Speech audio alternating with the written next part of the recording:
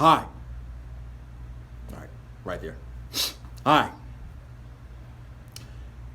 Setting yourself up for failure sounds like something that no one in their right mind would do. But oftentimes it occurs over and over and over again. Now, again, some of you might be new to who I am and the message that I provide, and just from the point of view that I come across. I'm not coming across from a point of view of an individual who thinks that he is a perfectionist or thinks that he is a symbolism of perfection. In fact, it's quite the antithesis. I'm imperfect. I recognize how imperfect I am, and I strive for perfection, which is something you probably shouldn't do because perfection can never be achieved. There's no such thing as being perfect. People always make mistakes. Mistakes are always going to occur. But with that being said, we as human beings, and I noticed this a lot just within my personal life, noticing others around me in my professional life, individuals set themselves up for failure and don't even know it. Individuals set themselves up for failure, and sometimes they do know it, but they don't care. Now, as I stated earlier, yes, we are people who strive for perfection, and we're going to engage in mistakes and in improprieties. Now, even though you know that you're an imperfect being, an imperfect individual, a lot of times the weak-minded, the easily manipulated will justify their,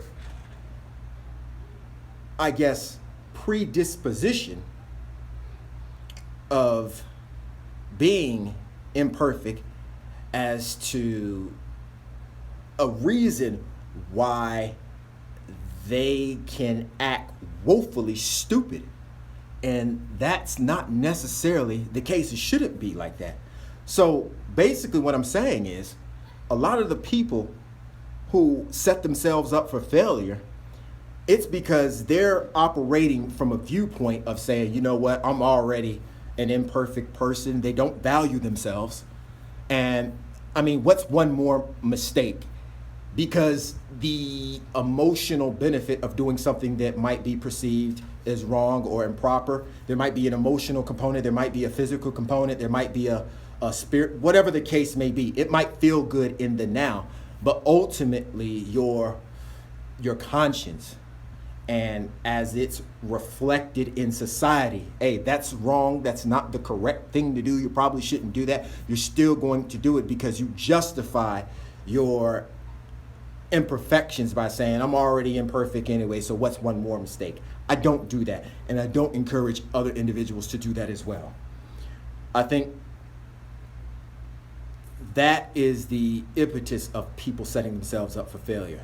And those are the same individuals who complain, who cry, who think that the world is against them when really they're creating their own detriments and they're creating their own obstructions and hindrance by their mindset and how they go about acting out what they perceive is just a slight mishaps, but it has very huge consequences moving forward in your life.